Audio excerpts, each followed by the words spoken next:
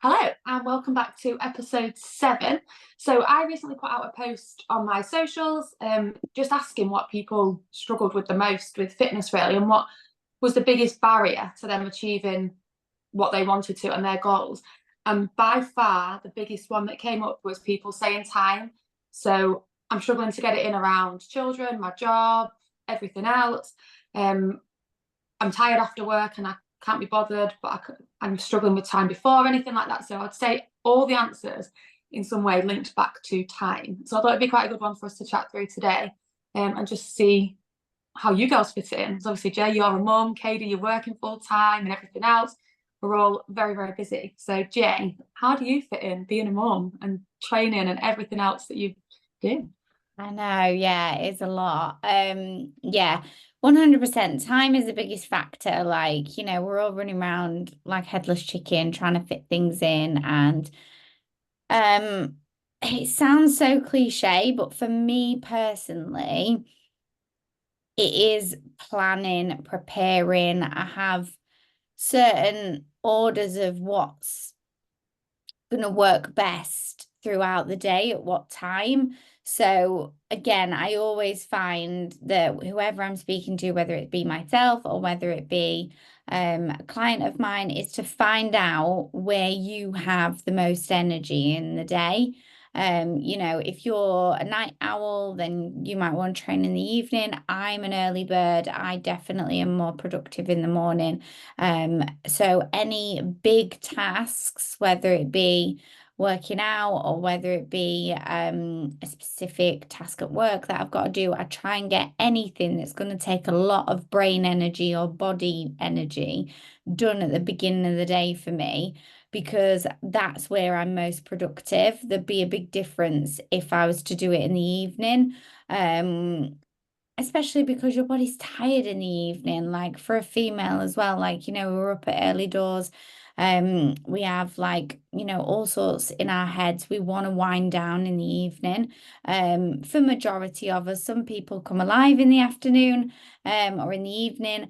But I definitely think whatever you're trying to put in the day, and time is the biggest factor, action it where you're most productive. And then also just preparing for it. I mean, we've spoke about it before about how important it is to plan your weeks, but noticing that if we're talking about exercise, that consistency is better than one big workout, aching for 3 days and then not achieved, much at all, rather than doing quick blast, 20 minutes, get it done and doing it 4 times a week. It's a lot more manageable, easy to fit in, things like that. So I think just managing people's expectations of themselves of what they can do that week. Some weeks you might have more time than others, and no week needs to be the same. That was a big struggle of mine. I used to think that, like, right, it's Tuesday, leg day, or whatever, coming from that bodybuilding world, and oh, I've got to fit 2 leg sessions into this, to that, like that's like not the case for your general population that's just training for fitness, well-being, things like that. Absolutely. So yeah, a few things there, but every week is allowed to be different. Yeah, definitely. I think that's a massive point as well about what you've just said around managing expectations. And I feel like this is something that I've definitely got better at with time, but like for my full-time job, sometimes I'm not even at home, like I'll be away traveling for a few days, and I'm like, will I realistically go in the gym every day that I'm there in the hotel gym? Some people might, I'm not. Like, but if by the time I've got a 4 hour train, done a full day at work. So I think that's important, like you said, to manage those expectations. But typically on a day to day, week on week, I completely agree with what Jay's just said about making sure that you're having that time at the beginning of your week to go, right, what's realistic this week? Is that 4 lots of 30 minutes, or have I got a little bit more time for exercise this week, depending on, how you're training. But I also think sometimes like just not putting pressure on myself to follow a specific, I don't know, split or plan. Like I feel like that's something that people do. And, if you've got certain fitness goals or things like that, then that's important. But I feel like for me at the minute that it's just general keeping up with my fitness, making sure that I feel, you know, good and healthy. I have been a little bit more flexible around what I'm actually doing, whether that be a workout like this today. Just before this, I've done a home workout rather than going to the gym, because I knew that going to the gym and then coming to do this would be my coming back to the time thing, like that would be unrealistic for me to do that, finish work and then come here. So the other Sunday I went for a swim instead. So I think again it just depends on allowing yourself that flexibility depending on the time that you've got, and making sure that that's realistic and you're not setting yourself up to fail, because everybody's got different lifestyles. What might be realistic for me and my time might not be for Jamie, and vice versa, or you, Sarah. So I think, yeah, there's a lot to be said definitely for that, managing expectations and not setting yourself up to fail, but also remembering why you do it as well. And we've spoke about this so much, but like, I know that sometimes I can convince myself that I've literally got no time in the world to train, but I'll quite happily sit on my phone for an hour and scroll. That's an hour of time that you've just found. Like, so again, it always, I think it comes down to that, like what you're prioritizing within your day as well. And for me, that's making sure that I at least have some movement throughout the day, for sure. Sound like a mardy cow too. And I feel like you've already said such good points there, and so many points that I was already thinking myself. So we're all on the same page with that.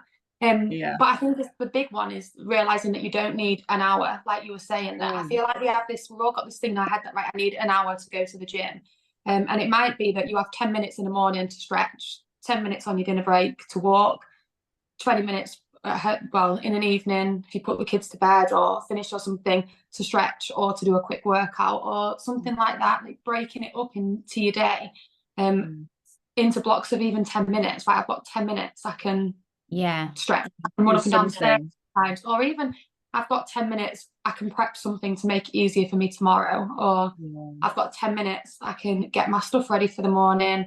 Everything's out so that in the morning I know I only need half an hour, because I don't need to start trying to decide what to wear or making breakfast. I can get up, do my workout straight away, breakfast is made, off I go. So again, it comes back to, and I know we've talked about this before, like the path of least resistance, just making it as easy as you possibly can. But making things in bulk so that it's ready for you, so that that 10 minutes that you would have done, or 20 minutes you would have stood cooking tomorrow, you don't need to anymore, because your breakfast is made for you, and you're going to use those 20 minutes to do a quick session at home or something like that. Just literally looking for it where you can.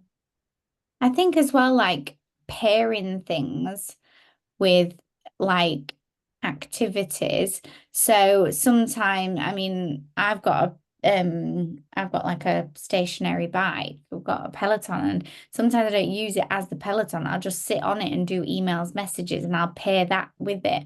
Or if I know that I've got loads of stuff to do on my phone, I'll grab Ringo, take him for he's already been for a walk, but I'll just take him round the block and just do messages on my phone, because I think he's getting a walk, I'm getting extra steps in. What am I going to do? Just stand here and do it? Or it might be like doing some cleaning and going up and down the stairs more, rather than taking loads and dropping socks all the way up the stairs.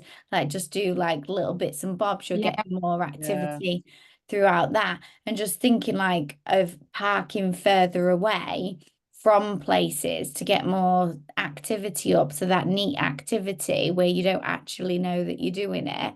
And just like at work, like I've got a fairly big long office, and like sometimes I will just do emails on my phone and walk backwards and forwards. They're like, what are you doing? I'm like, I can't sit there any longer, like I'm going crazy.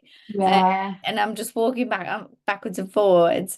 So, you know, sometimes I am a bit of the crazy one in the room, but you know, the more you're stood stationary, like your calves, your lower legs are not getting any blood transferred to them whatsoever. So you need to keep that blood circulating for your body to use and you know, and absorb everything. We did that today in the office, where it got to about 3:30, you know, when you get to that lull kind of thing. And some people like will naturally get so much movement in their jobs, you know, if they're just like out and around all the time. But for me, and obviously it'll be the same for you as well, Jay, working in an office, like sometimes that can be really hard to get any movement in from like 8 till 5 or whatever, unless you go out on, your dinner hour and go for a walk, which we did today. And then it got to 3:30, and I was like, I just need to go for a few walks around the block because I can feel myself like being like, ugh. I just need a quick pick me up, and then I'm good to go, kind of thing. So And it's like you say, in that point is where you're going to go for the biscuits, the sugary snacks, the, the whatever, like, oh, yeah, I just nipped coupons or whatever, yeah, just for a little morale boost, when actually what you need is just some fresh air. So like, movement.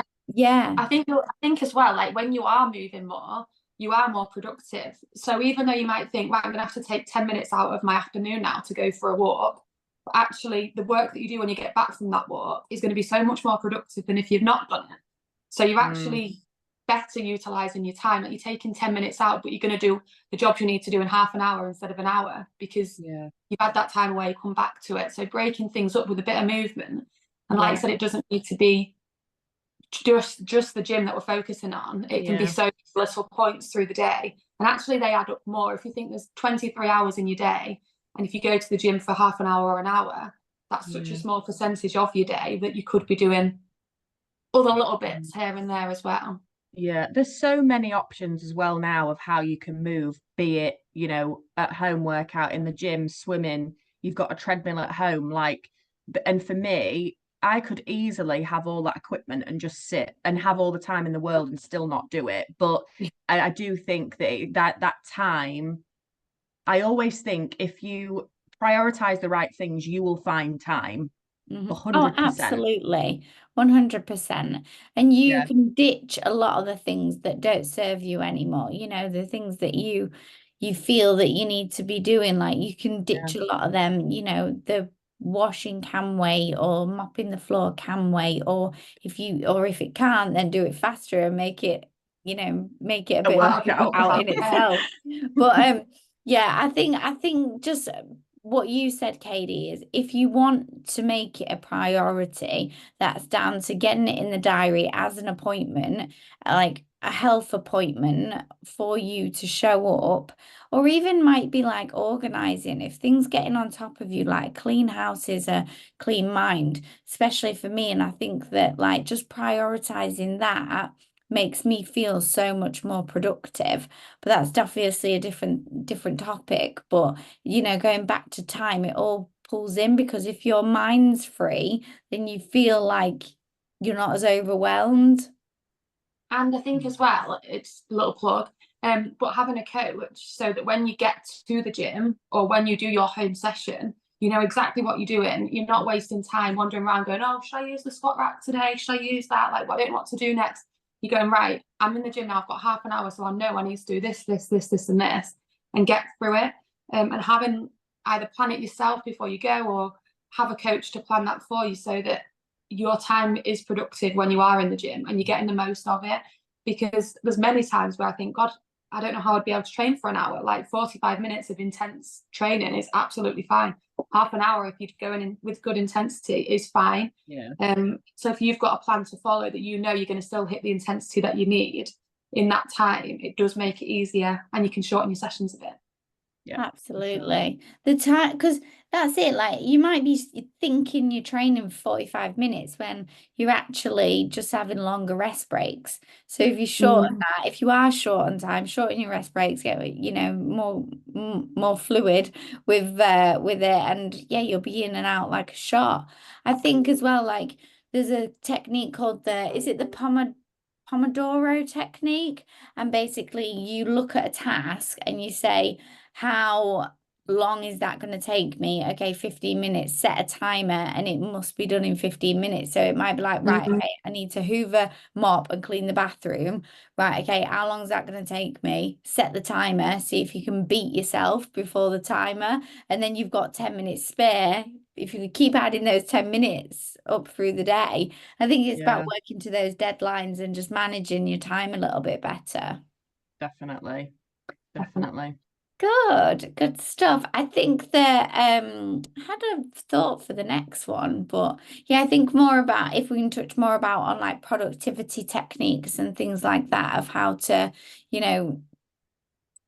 work smarter a little bit. Yeah.